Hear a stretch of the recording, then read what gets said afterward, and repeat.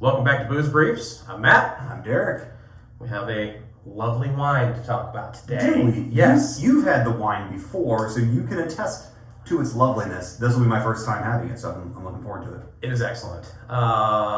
It's one that was recommended to me by the guy at the wine shop, the bottle shop. You got a guy? I got a guy. You know, he's a fancy guy too. So he nice, said this is one that he recommends to everyone. I told him that I was going to have a nice dinner. I was going to a steakhouse, and he asked me what I was having for dinner, which I didn't really know at the time, but I just assume I'm probably gonna have a fillet, maybe a lobster tail with it. You know, I was feeling fancy. It was one of those holiday dinners. You didn't want seafood pasta at the steakhouse? No, but I just don't want the seafood in it, just the pasta.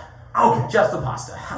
Man, oh God, a steakhouse, like you go to Fleming's, something nice like that, like buttered noodles, just the best. Buttered noodles, cacio e pepe. That's where it's at. No, but this is something where when we walked in, we went to Capitol Grill actually, and had him decant it as soon as we sat down. So he poured me a little taste of it.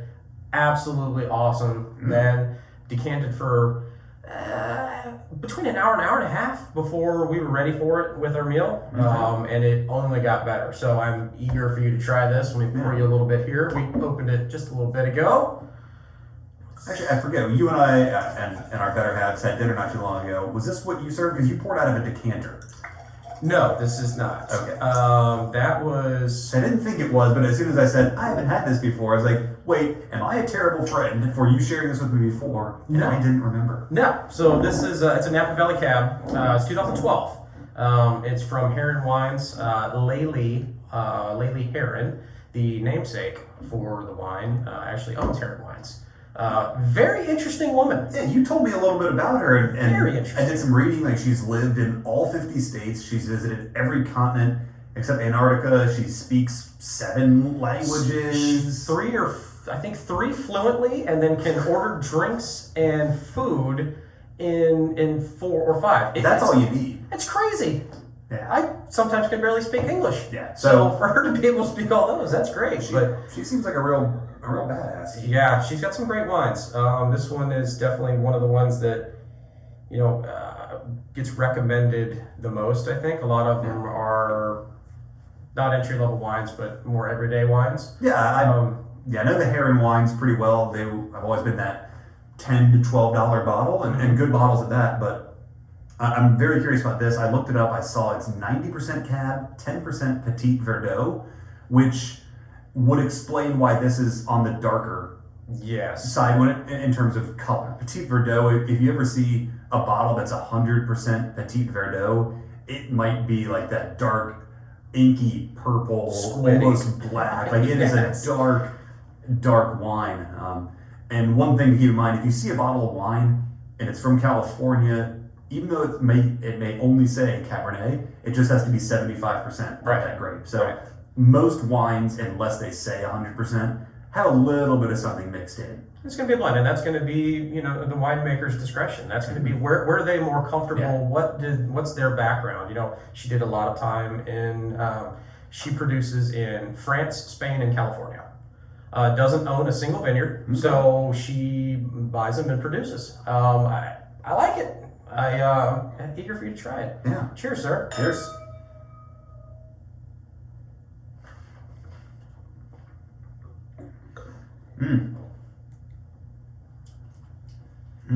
That's good. Damn it. That's good. That is good. Wow, it's good. I like it. It's one of those wines that for the money, without knowing this, what do you think that bottle would be? Knowing that it's a California Cab 2012. So immediately the price, just being California, it's going to be more, right? Everybody automatically assumes. Well, being Napa. True. And being, I mean, I think the floor for this is around 25 to 30. I would say this drinks quality-wise up to just off that one sip. And I know the first sip is a bad way to judge, so excuse me while I drink more. You're excused. Drink. Yeah, I would say this drinks up to 45. I mean, I've had bottles that are and this is not a way to brag, but I've had bottles that are well over $50 that I don't enjoy as much as this one. Correct. $33. Yeah, that's... When he said, this is, because he had suggested 2 other wines for me, and this one. This was the least expensive of the 2 that he suggested. He goes, save this one for your steak. The other ones, drink before. Like, yeah, I mean, so you want me to drink the more expensive one, not with my meal? And he's like, trust me. Like, this one begs for red meat. Oh yeah, it was perfect with the filet. If you watch this and you are vegetarian, maybe there's a meal that goes great with that. But for me, mushroom portobello. But it needs something dense and rich and full. Yeah. Anything else like this is just gonna kick the crap out of it. You get a so good. roast chicken, like it doesn't have a chance. No, it doesn't. But this is really good stuff. It calls for red meat. I know you said a fillet, but like I could see even a ribeye. I'll say a fattier cut. Yeah. Yeah. Yeah. It's like I said, it sat for an hour, almost an hour and a half. The change in it over that time was a lot.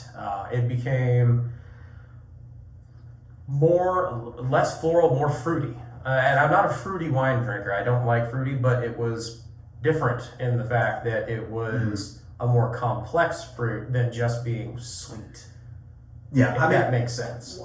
Fruity and sweet, I think a lot of times people kind of conflate the two. You can have a very fruity but also very dry wine. You could also have a sweet wine that has no taste to it other than sweet.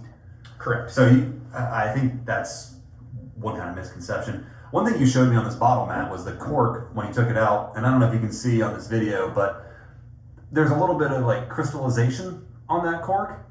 And I don't know exactly what these are specifically, but one thing that can happen in wine is the formation of something called tartaric crystals. And it's not a bad thing. No. It's often a sign that at some point in shipping or something, the wine just got a little too cold. You see it a lot in whites. Yes. But it's not damaging in the way that if a wine gets too hot. Like if you ever taste a white wine specifically, it tastes kind of like apple juice. Like that usually tells you this wine got hot. Maybe they shipped it across the plains in August. Smart. Yeah. Smart. With delicate whites. Yeah. Send them. Throw it on DHL. They'll get it there safely and on time. I assume DHL only employs guys like Ace Ventura who just kick the hell out of boxes down sidewalks. It's true. Not a sponsor of Booze Breaks. Yeah. I like this. Thank you for sharing. You opened this. We recorded a few other videos, but you opened this about an hour or so ago. Yeah. And I think as more air gets on this wine, the more it will open up. But even just at the top third of the bottle here, it is darn tasty. Yeah, it's a good one to share. I would not drink more than one bottle of this at a party. This would be something like, this is your main attraction, right? This is the pay-per-view event, the one that comes on at midnight because, there's nothing on pay-per-view, a fight that comes on that anything good happens before midnight. No. This is it. This is what you want to look for. Yeah. I don't know. I think a lot of times on those pay-per-views, the undercard ends up being like 215-pound dudes you've never heard of who just stand in the middle and trade. So is that like a Kim Crawford? No, you've heard of Kim Crawford, but yeah, I'm with you on that. Like, here's this unexpected South African Riesling that was $11, and son of a bitch, it was really good. And I enjoyed it and didn't expect to. So I think we both, we obviously agree it's a really, really good value at $33. Yes. For that I'll even go up to $30 to $40 cabs. What would you give this? I give it a 94 or 95. Woo! I'm on it. I'm feeling it. Yeah. I like it. Yeah. I may go a little lower. I may go 91, 92, which again, that's still an A. That's a hell of a value wine. Way better than I did in high school. Yeah. Let's just breeze right past high school classroom performance. But I think I really like the flavors on this. I wish, just to give it a higher score, that it had a little bit more structure to it and maybe just one extra layer. Yeah. A little bit more staying power. Yeah. Yep. But the flavors that are here are really good. And for a $30 to $35 Napa Cabernet, It's a bottle that will impress people who like the names, who like the regions, but it'll also impress people who are tasting this blind and can just appreciate the wine for what's in the glass. Correct.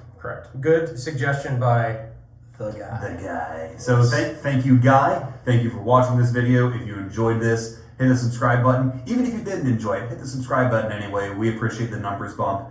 And follow us on Instagram, on Twitter, on Facebook. All of those we are at Booze Briefs. And we also are at boozebriefs.com. Check out the website. See you next time. Talk to you later. All right. Bye, everybody.